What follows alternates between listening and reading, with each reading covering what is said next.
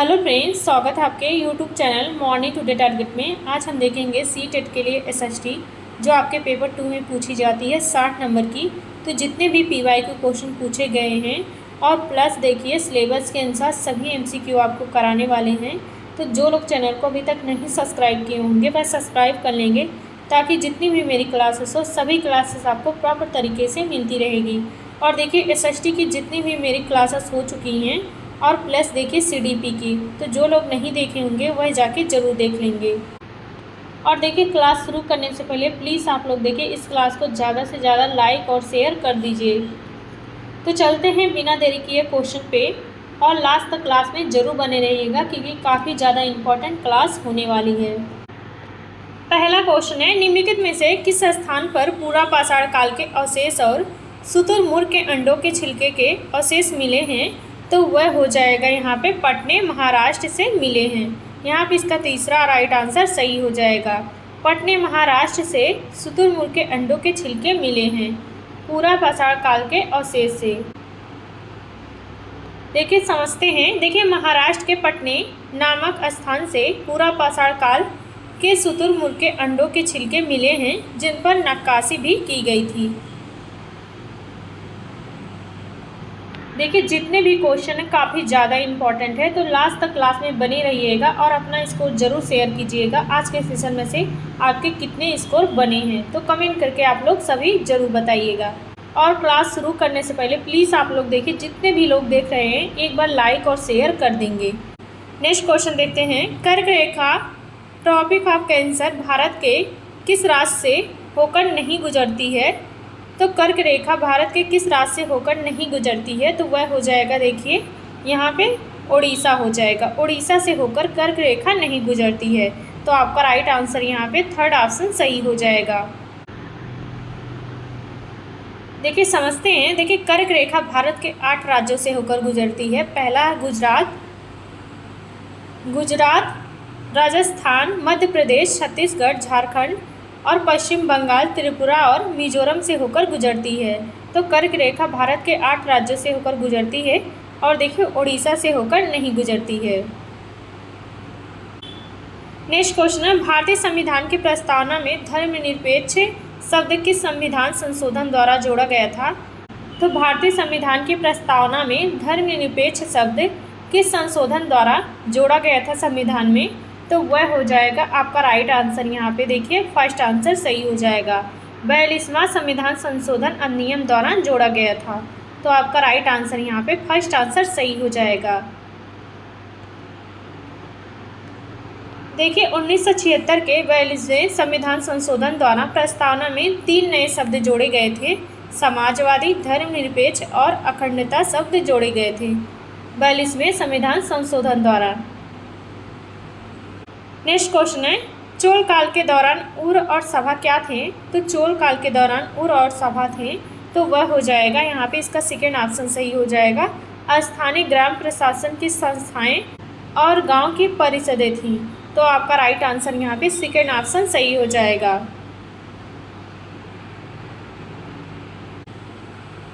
चोल साम्राज्य में उर आम किसानों की सभा होती थी और सभा या महासभा ब्राह्मणों को दान में दिए गए गांव अग्रहार की संस्था होती थी। नेक्स्ट क्वेश्चन है, सामाजिक विज्ञान की कक्षा में केस स्टडी विधि का उपयोग करने का मुख्य उद्देश्य क्या होता है? तो सामाजिक विज्ञान की कक्षा में केस स्टडी विधि का उपयोग करने का मुख्य उद्देश्य क्या होता है? तो आपका राइट आंसर यहाँ पे सेकेंड ऑप्शन सही हो जाएगा। वास्तविक जीवन की परिस्थितियों के आधार पर आलोचनात्मक सोच और निर्णय लेने की क्षमता विकसित करना होता है, तो आपका राइट आंसर यहाँ पे सेकेंड ऑप्शन सही हो जाएगा। देखिए केस स्टडी छात्रों को किसी वास्तविक सामाजिक या राजनीतिक मुद्दे का गहराई से विश्लेषण करना और अपने विवेक से निर्णय लेने के लिए सक्षम बनाती है। नेक्स्ट क्वेश्चन है, वायुमंडल की किस परत में ओजोन गैस ओजोन लेयर पाई जाती है जो परावैंगनी किरणों से हमारी रक्षा करती है? तो वायुमंडल की किस परत में ओजोन गैस पाई जाती है जो परावैंगनी किरणों से हमारी रक्षा करती है? वह देखिए समताप मंडल हो जाएगी। तो आपका राइट आंसर यहाँ पे सेकेंड ऑप्शन सही हो जाएगा। समताप मंडल में ओजोन परत पाई जाती है। और देखिए क्षोभ मंडल में जितनी भी मौसम संबंधी घटनाएं घटती हैं वह क्षोभ मंडल में घटती हैं। और देखिए मध्य मंडल में उल्कापिंड आने से जल जाते हैं। और देखिए वायुमंडल में रेडियो तरंगें परावर्तित होती हैं। देखिए समझते हैं। देखिए समताप मंडल स्ट्रेटोस्फीयर में ओजोन परत पाई जाती है। यह परत बादलों और मौसम संबंधी घटनाओं से मुक्त होती है, इसलिए हवाई जहाज उड़ाने के लिए सबसे आदर्श मानी जाती है। नेक्स्ट क्वेश्चन है, भारत में घरेलू हिंसा से महिला संरक्षण अधिनियम किस वर्ष लागू हुआ था? तो पहला है 2002 में, तो आपका देखिए 2002 गलत हो जाएगा, 2002 में नहीं लागू हुआ था। तो आपका राइट आंसर यहाँ पे सही हो जाएगा, 2006 में लागू हुआ था। तो आपका राइट आंसर यहाँ पे तीसरा बिल्कुल सही हो जाएगा। देखिए समझते हैं। देखिए यह कानून संसद द्वारा 2005 में पारित किया गया था, लेकिन देश भर में इसे 26 अक्टूबर 2006 को लागू किया गया था। नेक्स्ट क्वेश्चन है, इतिहास पढ़ाते समय समय रेखा टाइमलाइन का उपयोग करने का सबसे उपयुक्त कारण क्या हो जाएगा? तो इतिहास पढ़ाते समय समय रेखा का उपयोग करना क्या कारण हो जाएगा? तो वह हो जाएगा यहाँ पे इसका सेकेंड ऑप्शन सही हो जाएगा। यह घटनाओं के बीच कालानुक्रमिक संबंध और निरंतरता को समझने में मदद करती है। तो आपका राइट आंसर यहाँ पे सेकेंड ऑप्शन सही हो जाएगा। देखिए इतिहास में कौन सी घटना पहले हुई है और कौन से बाद में हुई है, यह याद रखना काफ़ी ज़्यादा मुश्किल होता है। समय रेखा को देखकर बच्चे आसानी से घटनाओं का आगे पीछे का क्रम समझ जाते हैं। इससे यह पता चलता है कि समय के साथ समाज में क्या क्या बदलाव और कौन कौन सी चीज़ें लगातार चलती रही हैं। नेक्स्ट क्वेश्चन है, खान का संबंध किससे है? तो खान का संबंध किससे हो जाएगा? तो वह हो जाएगा सूफी संतों के विश्राम गृह या आश्रम से संबंधित होता है खान का। तो आपका राइट आंसर यहाँ पे बी ऑप्शन सही हो जाएगा। देखिए समझते हैं। देखिए सूफी संत जहाँ रहते थे और अपनी धार्मिक बैठकें आयोजित करते थे, उन केंद्रों या आश्रमों को खान कहा जाता था। नेक्स्ट क्वेश्चन है, निम्नलिखित में से कौन सी नदी डेल्टा नहीं बनाती है बल्कि ज्वार नंदमुख बनाती है? तो कौन सी नदी डेल्टा नहीं बनाती है बल्कि ज्वार नंदमुख बनाती है? तो वह हो जाएगा आपका राइट आंसर यहाँ पे सही हो जाएगा सी ऑप्शन, नर्मदा नदी डेल्टा नहीं बनाती है। तो आपका यहाँ पे थर्ड ऑप्शन सही हो जाएगा। देखिए समझते हैं। पश्चिम की ओर बहने वाली नदियाँ जैसे नर्मदा और तापी भ्रंश घाटी रिफ्ट वैली से बहती हैं और डेल्टा ना बनाकर एस्चुरी का निर्माण करती हैं।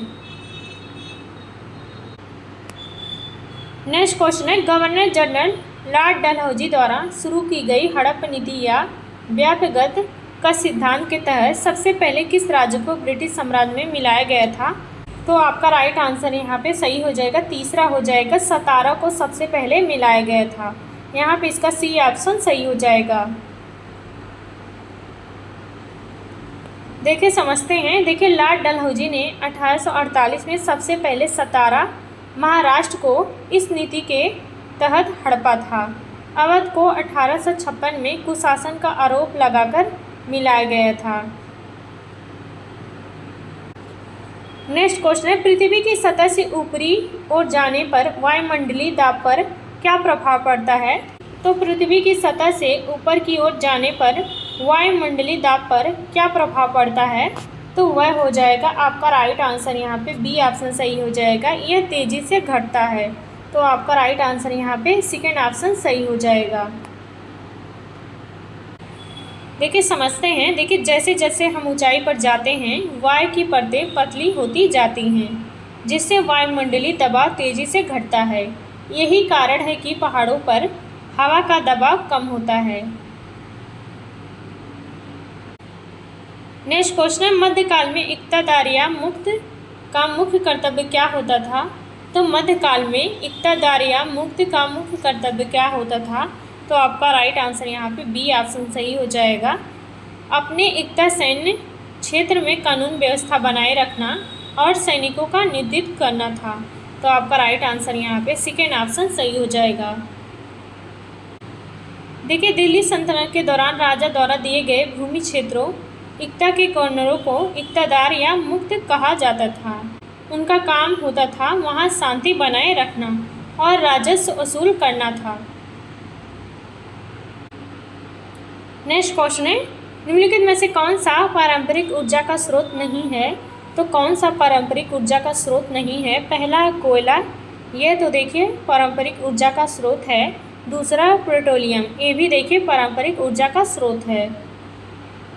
तीसरा है आपका देखिए यहाँ पे राइट आंसर सही हो जाएगा, पवन ऊर्जा हो जाएगा। पवन ऊर्जा देखिए आपका गैर पारंपरिक ऊर्जा का स्रोत हो जाएगा। और प्राकृतिक गैस, ये भी देखिए पारंपरिक ऊर्जा का स्रोत हो जाएगा। देखिए, पवन ऊर्जा और सौर ऊर्जा, जौहरी ऊर्जा गैर पारंपरिक या नवीकरणीय ऊर्जा के स्रोत होते हैं, जबकि कोयला और पेट्रोलियम पारंपरिक स्रोत हैं जो समाप्त हो सकते हैं, जिनकी मात्रा सीमित होती है। देखिए, जितने भी क्वेश्चन हैं काफ़ी ज़्यादा इम्पॉर्टेंट है, आपके सीटेट में 100% पूछे ही पूछे जाएंगे। अगर आपने समझकर पढ़ लिया सभी, देखिए आपका सीटेट 100% क्लियर हो जाएगा। देखिए, एसएसटी आपकी 60 नंबर की पूछी जाती है, तो काफ़ी ज़्यादा रोल होता है पेपर 2 पास कराने का आपको। तो देखिए, जितने भी पीवाईक्यू क्वेश्चन प्लस देखिए सिलेबस के अनुसार करवा रहे हैं, करते जाइए, आपका सीटेट 100% क्लियर हो जाएगा। पर आपको देखिए ईमानदारी से पढ़ना पड़ेगा, डेली पढ़ना पड़ेगा। और देखिए, जितनी भी मेरी एसएसटी की क्लासेस हो चुकी हैं और सीडीपी की, तो जो लोग नहीं देखे होंगे तो प्लीज़ आप लोग जाके ज़रूर देख लेंगे। और जो लोग चैनल को अभी तक नहीं सब्सक्राइब किए होंगे वह सब्सक्राइब कर लेंगे, ताकि एग्ज़ाम तक आपको डेली क्लासेस आपको मिलती रहेगी। तो चलते हैं नेक्स्ट क्वेश्चन देखते हैं। देखिए, भारतीय संविधान का कौन सा भाग मौलिक कर्तव्यों से संबंधित है? तो कौन सा भाग मौलिक कर्तव्यों से संबंधित होता है? वह देखिए भाग 4 हो जाएगा, ए हो जाएगा। यहाँ पे इसका राइट आंसर यहाँ पे सी ऑप्शन सही हो जाएगा। देखिए, समझते हैं। देखिए, वर्तमान में अनुच्छेद 51A और भाग 4A के तहत भारत के नागरिकों के लिए 11 मौलिक कर्तव्य निर्धारित किए गए हैं। इन्हें 42वें संविधान संशोधन द्वारा जोड़ा गया था। और भाग 3 में देखिए मौलिक अधिकार हैं। नेक्स्ट क्वेश्चन है, सामाजिक विज्ञान शिक्षण में ग्लोब का उपयोग मुख्य रूप से किस अवधारणा को समझाने के लिए उपयुक्त होता है? तो सामाजिक विज्ञान शिक्षण में ग्लोब का उपयोग मुख्य रूप से किस अवधारणा को समझाने के लिए होता है? तो वह हो जाएगा आपका राइट आंसर यहाँ पे सेकेंड ऑप्शन सही हो जाएगा। पृथ्वी के आकार और दिन रात के चक्र और अक्षांश और देशांतर की त्रिआयामी 3D समझ विकसित करने के लिए होता है ग्लोब का उपयोग। तो आपका राइट आंसर यहाँ पे बी ऑप्शन सही हो जाएगा। देखिए, समझते हैं। ग्लोब पृथ्वी का वास्तविक प्रतिरूप मॉडल होता है। यह पृथ्वी के झुकाव, घूर्णन, रोटेशन और गोल आकार को समझाने का सबसे प्रभावी साधन होता है। नेक्स्ट क्वेश्चन है, अशोक के अधिकांश शिलालेख किस भाषा और लिपि में लिखे गए थे? तो वह हो जाएगा यहाँ पे बी ऑप्शन सही हो जाएगा, प्राकृत भाषा और ब्राह्मी लिपि में लिखे गए थे। अशोक के अधिकांश शिलालेख प्राकृत भाषा और ब्राह्मी लिपि में लिखे गए थे। अशोक के अधिकांश शिलालेख आम जनता की भाषा, प्राकृत भाषा और लिपि ब्राह्मी में लिखे गए थे, ताकि आम लोग उन्हें आसानी से पढ़ सके, समझ सके। नेक्स्ट क्वेश्चन है, लोकसभा चुनाव के लिए भारत को कितने निर्वाचन क्षेत्रों में बांटा गया है? तो वह हो जाएगा आपका राइट आंसर पहला हो जाएगा, 543 क्षेत्रों में बांटा गया है। तो आपका फर्स्ट आंसर सही हो जाएगा। देखिए, भारत में कुल 543 लोकसभा निर्वाचन क्षेत्र हैं और इन सभी सीटों पर जनता द्वारा प्रत्यक्ष रूप से सांसदों का चुनाव किया जाता है। नेक्स्ट क्वेश्चन है, राष्ट्रीय पाठ्यचर्या की रूपरेखा एनसीईआरटी 2005 के अनुसार सामाजिक विज्ञान शिक्षण को किस ओर स्थानांतरित होना चाहिए? तो आपका राइट आंसर यहाँ पे सही हो जाएगा, बी ऑप्शन सही हो जाएगा। ज्ञान के पुनर्उत्पादन रटने के बजाय ज्ञान के निर्माण और आलोचनात्मक समझ विकसित करने की ओर स्थानांतरित होना चाहिए। तो आपका यहाँ पे बी ऑप्शन सही हो जाएगा। देखिए एनसीआर 2005 इस बात पर जोर देता है कि शिक्षा बाल केंद्रित होनी चाहिए और बच्चों को समाज को रटने के बजाय उसे समझने और सवाल उठाने के काबिल बनाना चाहिए। नेक्स्ट क्वेश्चन है, अस्थायी बंदोबस्त परमानेंट सेटलमेंट के विरोध में महलवाड़ी प्रणाली सिस्टम किसने तैयार की थी जो 1822 में लागू हुई थी? तो वह हो जाएगा हॉल्ट मैकेंजी ने तैयार की थी। तो आपका राइट आंसर यहाँ पे बी ऑप्शन सही हो जाएगा। देखिए उत्तर पश्चिम भारत के लिए हॉल्ट मैकेंजी ने महलवाड़ी व्यवस्था तैयार की थी, जहां महल का अर्थ होता था गांव या गांव का समूह होता था। और देखिए थॉमस मुनरो ने दक्षिण भारत में रैयतवाड़ी व्यवस्था शुरू की थी। तो थॉमस मुनरो ने दक्षिण भारत में रैयतवाड़ी व्यवस्था शुरू की थी और वहीं देखिए हॉल्ट मैकेंजी ने महलवाड़ी व्यवस्था की शुरुआत की थी। नेक्स्ट क्वेश्चन है, जय मंडल के संदर्भ में निम्नलिखित में से कौन सा कथन सही हो जाएगा? तो जय मंडल के बारे में कौन सा कथन सही हो जाएगा? तो आपका राइट आंसर यहाँ पे सेकेंड ऑप्शन सही हो जाएगा। जय मंडल यह थल मंडल, जल मंडल और वायुमंडल का एक संकीर्ण क्षेत्र है जहाँ जीवन संभव है। तो आपका राइट आंसर यहाँ पे सेकेंड ऑप्शन सही हो जाएगा। देखिए जय मंडल पृथ्वी का वह सीमित क्षेत्र होता है जहाँ भूमि, जल और वायु मिलकर जीवन को संभव बनाते हैं और पौधे और जीव जंतु इसी क्षेत्र में पाए जाते हैं। नेक्स्ट क्वेश्चन है, पूरा पाषाण काल के स्थल हुंसगी के संदर्भ में निम्नलिखित में से कौन सा कथन सही हो जाएगा? तो पूरा पाषाण काल के स्थल हुंसगी के बारे में कौन सा कथन सही हो जाएगा? तो आपका राइट आंसर यहाँ पे पहला सही हो जाएगा। यहाँ से बड़ी संख्या में चूना पत्थर लाइम स्टोन से बने औजार मिले हैं। तो आपका यहाँ पे फर्स्ट आंसर सही हो जाएगा। देखिए कर्नाटक में स्थित हुंसगी एक महत्वपूर्ण पूरा पाषाण काल का स्थल है जहाँ अधिकांश औजार स्थानीय रूप से उपलब्ध चूना पत्थर से बनाए गए थे। नेक्स्ट क्वेश्चन है, नीचे दिए गए पुरातात्विक स्थलों आर्कोलॉजिकल स्टेट का उनके वर्तमान राज्यों से मिलान कीजिए। पहला है बुर्ज होम कहाँ स्थित है? तो बुर्ज होम देखिए जम्मू और कश्मीर में स्थित है। तो आपका ए का हो जाएगा, सेकेंड में हो जाएगा। और देखिए मेहरगढ़ कहाँ स्थित है? वह देखिए पाकिस्तान में स्थित है मेहरगढ़। और देखिए भीमबेटका कहाँ स्थित है? तो भीमबेटका आपका देखिए मध्य प्रदेश में स्थित है। और देखिए हल्लूर कहाँ स्थित है? तो हल्लूर आंध्र प्रदेश में स्थित है। यह देखिए क्वेश्चन काफ़ी ज़्यादा इम्पोर्टेंट है क्योंकि आपके एग्जाम में देखिए आ सकते हैं, बन सकते हैं क्वेश्चन। तो आपका राइट आंसर यहाँ पे देखिए फर्स्ट आंसर जो मिलान सही हो जाएगा, यहाँ पे इसका फर्स्ट आंसर सही हो जाएगा। देखिए समझते हैं। देखिए बुर्ज होम जम्मू कश्मीर में स्थित है और यहाँ के लोग गड्ढे के नीचे घर बनाकर रहते थे जिसे गर्तवास कहा जाता था। और देखिए मेहरगढ़ पाकिस्तान में स्थित है। यहाँ सबसे पहले इंसानों ने जौ और गेहूँ उगाना सीखा था तथा भेड़ बकरी पालना सीखा था। और देखिए भीमबेटका मध्य प्रदेश में स्थित है। ये अपनी पुरानी गुफाओं और उन पर बने इंसानों व जानवरों के चित्रों के लिए मशहूर है। और देखिए हल्लूर आंध्र प्रदेश कर्नाटक क्षेत्र में स्थित है।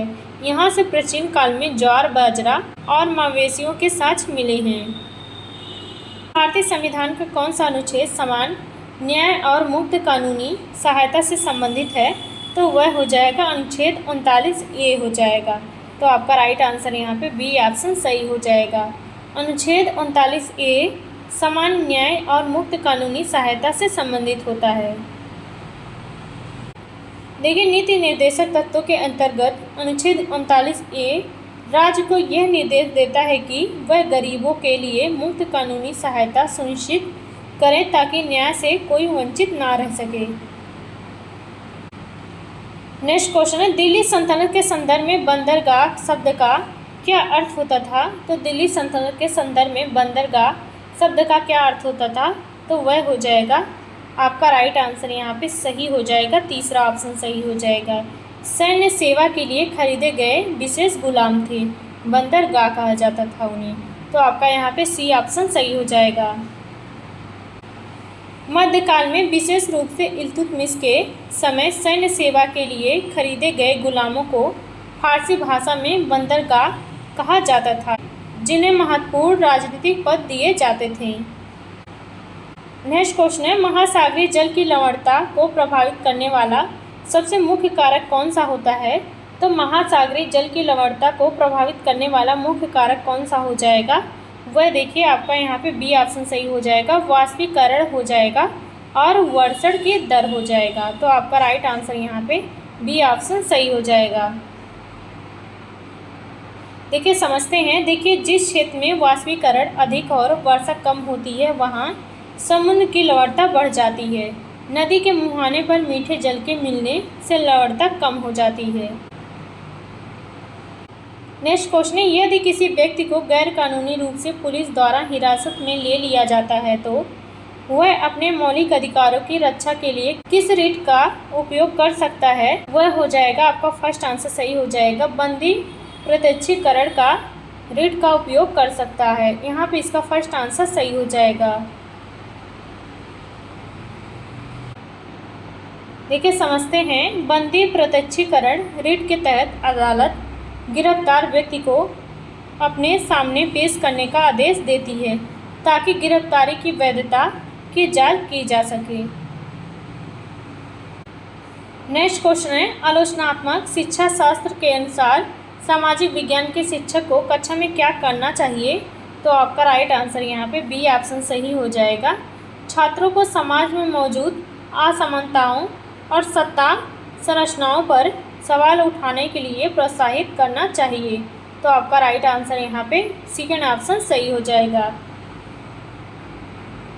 नेक्स्ट क्वेश्चन है, देखिए कथन ए है, भारतीय संविधान के अनुसार आपातकाल इमरजेंसी के दौरान भी नागरिकों के जीने के अधिकार अनुच्छेद 21 को छीना नहीं जा सकता है, तो आपका देखिए पहला तो बिल्कुल सही हो जाएगा। आपातकाल के दौरान भी नागरिकों के जीने का अधिकार अनुच्छेद 21 को छीना नहीं जा सकता है, तो पहला तो बिल्कुल सही हो जाएगा। कारण है मौलिक अधिकार पूरी तरह से असीमित हैं और सरकार इन्हें किसी भी परिस्थिति में बदल नहीं सकती है, तो देखिए बदल सकती है, तो आपका देखिए यहाँ लिखा है कि किसी भी परिस्थिति में बदल नहीं सकती है, तो आपका गलत हो जाएगा, तो आपका राइट आंसर यहाँ पे सही हो जाएगा। यहाँ पे तीसरा राइट आंसर सही हो जाएगा, ए सही हो जाएगा, आर गलत हो जाएगा, तो आपका राइट आंसर यहाँ पे तीसरा सही हो जाएगा। देखिए कथन ए क्यों सही है, देश में चाहे कितनी भी बड़ी मुसीबत या आपातकाल आ जाए, पुलिस या सरकार किसी बेकसूर की जान नहीं ले सकती है, जीने का अधिकार सुरक्षित रहता है। देखिए आर क्यों गलत हो जाएगा, देखिए मौलिक अधिकार असीमित नहीं हैं, देश की सुरक्षा और शांति के लिए सरकार कुछ समय के लिए आपके कुछ अधिकारों जैसे कहीं भी घूमने जाना या भाषण देना पर रोक लगा सकती है। नेक्स्ट क्वेश्चन है, कथन ए है, समताप मंडल स्ट्रेटोस्फीयर हवाई जहाज को उड़ाने के लिए सबसे सुरक्षित माना जाता है, तो आपका देखिए यहाँ पे पहला बिल्कुल सही हो जाएगा। समताप मंडल में हवाई जहाज उड़ाने के लिए सबसे सुरक्षित माना जाता है, तो आपका पहला तो बिल्कुल सही हो जाएगा। कारण है इस परत में बादल, आंधी, तूफान और मौसम संबंधी घटनाएं उथल पुथल लगभग नहीं होती है, तो आपका देखिए कारण भी बिल्कुल सही हो जाएगा, तो आपका राइट आंसर यहाँ पे देखिए पहला सही हो जाएगा। यहाँ पे देखिए ए आर दोनों सही हो जाएगा, आर ए की व्याख्या करता है, तो आपका यहाँ पे फर्स्ट आंसर सही हो जाएगा। देखिए समझते हैं, हम जिस निचली परत क्षोभमंडल में रहते हैं वहाँ हमेशा बारिश, बिजली कड़कना और कोहरा लगा रहता है, लेकिन इसके ठीक ऊपर जो समताप मंडल होती है वह बिल्कुल शांत और साफ आसमान वाला क्षेत्र होता है, इसलिए पायलट अपने प्लेन को सुरक्षित उड़ाने के लिए इस परत में ले जाते हैं, तो समताप मंडल हवाई जहाज उड़ाने के लिए सबसे आदर्श परत मानी जाती है। देखिए डेली आपको 30 क्वेश्चन डिटेल में करवाएंगे और 10 क्वेश्चन आपके लिए देखिए रिवीजन रखेंगे। तो बताइएगा आपके कितने स्कोर मिलाकर कुल कितने बन रहे हैं, तो कमेंट करके ज़रूर बताइएगा। नेक्स्ट क्वेश्चन है, किसी राज्य के राज्यपाल की नियुक्ति किसके द्वारा की जाती है? तो किसी राज्य के राज्यपाल की नियुक्ति की जाती है तो किसके द्वारा की जाती है, तो आप लोग बताइएगा। देखिए बताने से पहले इसका राइट आंसर आप लोग वीडियो को रोक कर ज़रूर देखिएगा, अपने मन से लगाइएगा कि कौन सा राइट आंसर इसका होगा। तो आपका देखिए यहाँ पे राइट आंसर जो सही हो जाएगा तीसरा हो जाएगा, भारत के राष्ट्रपति द्वारा होती है। तो आपका यहाँ पे तीसरा राइट आंसर सही हो जाएगा। राज्य के किसी भी राज्यपाल की नियुक्ति होती है तो भारत के राष्ट्रपति द्वारा होती है। नेक्स्ट क्वेश्चन है, दो स्थानीय समयों के बीच 1 डिग्री देशांतर के अंतर पर कितने समय का अंतर होता है, तो बताइएगा। तो आपका राइट आंसर देखिए पहला हो जाएगा 4 मिनट का होता है। तो आपका राइट आंसर यहाँ पे फर्स्ट आंसर सही हो जाएगा। नेक्स्ट क्वेश्चन है, कर्क रेखा ट्रॉपिक ऑफ कैंसर भारत के कितने राज्यों से होकर गुजरती है, तो आप लोग बताइएगा। कर्क रेखा भारत के कितने राज्यों से होकर गुजरती है, तो वह देखिए 8 राज्यों से होकर गुजरती है। तो कर्क रेखा, तो आपका राइट आंसर यहाँ पे तीसरा ऑप्शन सही हो जाएगा। नेक्स्ट क्वेश्चन है, प्राचीन काल में सिल्क रूट पर नियंत्रण रखने वाले शासकों में सबसे प्रसिद्ध कौन थे, तो प्राचीन काल में सिल्क रूट पर नियंत्रण रखने वाले शासकों में सबसे प्रसिद्ध कौन थे, तो आपका राइट आंसर इनमें से कौन सा सही हो जाएगा। पहला है गुप्त शासक, दूसरा है कुषाण शासक। तो आपका देखिए यहाँ पे दूसरा ही सही हो जाएगा, कुषाण शासक हो जाएगा। नेक्स्ट क्वेश्चन है, 19वीं सदी में सत्यशोधक समाज की स्थापना किसने की थी, जिसका उद्देश्य निचली जातियों के अधिकारों के लिए लड़ना था। तो 19वीं सदी के सत्यशोधक समाज की स्थापना किसने की थी, जिसका उद्देश्य था निचली जातियों के अधिकारों के लिए लड़ना। तो वह देखिए कौन सा राइट आंसर सही हो जाएगा। तो यहाँ पे देखिए आपका बी ऑप्शन सही हो जाएगा, ज्योतिबा फूले ने की थी। तो आपका यहाँ पे सेकेंड ऑप्शन सही हो जाएगा। नेक्स्ट क्वेश्चन है, ये देखिए पेडागोजी का क्वेश्चन है। एक सामाजिक विज्ञान के शिक्षक के रूप में यदि आप छात्रों में आलोचनात्मक सोच क्रिटिकल थिंकिंग को बढ़ावा देना चाहते हैं तो आप किस प्रकार के प्रश्न पूछेंगे, तो बताइएगा। इसमें से देखिए यहाँ पे इसका राइट आंसर तीसरा सही हो जाएगा। खुले अंत वाले प्रश्न जहां उन्हें किसी मुद्दे के विभिन्न पक्षों का विश्लेषण करना हो तो ऐसे सवाल पूछेंगे। तो आपका यहाँ पे सी ऑप्शन सही हो जाएगा। नेक्स्ट क्वेश्चन है, सामाजिक विज्ञान की कक्षा में मॉक पार्लियामेंट युवा संसद का आयोजन करने का सबसे मुख्य उद्देश्य क्या होता है, तो सामाजिक विज्ञान की कक्षा में युवा संसद का आयोजन करने का सबसे मुख्य उद्देश्य क्या होता है, तो वह हो जाएगा यहाँ पे इसका राइट आंसर। तो यहाँ पे इसका राइट आंसर सही हो जाएगा, बी ऑप्शन सही हो जाएगा। लोकतांत्रिक प्रक्रियाओं और कानून बनाने की प्रक्रिया की समझ विकसित करना होता है। तो आपका राइट आंसर यहाँ पे सेकेंड ऑप्शन सही हो जाएगा। नेक्स्ट क्वेश्चन है, वायुमंडल की निम्नलिखित परतों में से कौन सी परत हवाई जहाज उड़ाने के लिए सबसे आदर्श मानी जाती है, तो वह देखिए कौन सी मानी जाती है बताइएगा। वह देखिए समताप मंडल मानी जाती है। तो आपका राइट आंसर यहाँ पे सेकेंड ऑप्शन सही हो जाएगा। नेक्स्ट क्वेश्चन है, लद्दाख को एक ठंडा मरुस्थल क्यों कहा जाता है, तो लद्दाख को एक ठंडा मरुस्थल क्यों कहा जाता है, क्या कारण हो जाएगा। तो आपका देखिए यहाँ पे बी ऑप्शन सही हो जाएगा। यहाँ पे बी आंसर सही हो जाएगा। यह हिमालय के वृष्टि छाया क्षेत्र में स्थित है जिससे यहाँ वर्षा बहुत कम होती है। तो आपका राइट आंसर यहाँ पे बी ऑप्शन सही हो जाएगा। देखिए इस क्लास का लास्ट क्वेश्चन है, तो आप लोग एक प्यारा सा कमेंट करके ज़रूर बताइएगा आज की क्लास आपको कैसी लगी। और देखिए प्लीज़ आप लोग देखिए ईमानदारी से पढ़िए और अच्छे से पढ़िए ताकि आपका सीटेट अच्छे नंबर से क्लियर हो सके। देखिए जितने भी क्वेश्चन करवा रहे हैं ईमानदारी से करवा रहे हैं, वही क्वेश्चन करवा रहे हैं जो आपके एग्ज़ाम में पूछे जाएंगे। तो आप लोग देखिए जो लोग चैनल को अभी तक नहीं सब्सक्राइब किए होंगे वह सब्सक्राइब कर लेंगे ताकि जितनी भी मेरी क्लासेस होगी आपको प्रॉपर तरीके से मिलती रहेगी। तो एक प्यारा सा कमेंट करके आप लोग ज़रूर बताइएगा। पृथ्वी पर उष्णकटिबंधीय क्षेत्र सबसे अधिक ऊष्मा प्राप्त करते हैं क्योंकि तो पृथ्वी पर उष्णकटिबंधीय क्षेत्र सबसे अधिक ऊष्मा प्राप्त करते हैं, क्या कारण हो जाएगा? तो यहाँ पे देखिए आपका राइट आंसर यहाँ पे 4 आंसर सही हो जाएगा। दोपहर का सूर्य ठीक सिर के ऊपर होता है, तो आपका यहाँ पे 4 आंसर सही हो जाएगा। तो देखिए आज के लिए बस इतना ही। मिलते हैं नेक्स्ट क्लास में। एक प्यारा सा कमेंट करके आप लोग ज़रूर बताइएगा आपको क्लास कैसी लगी।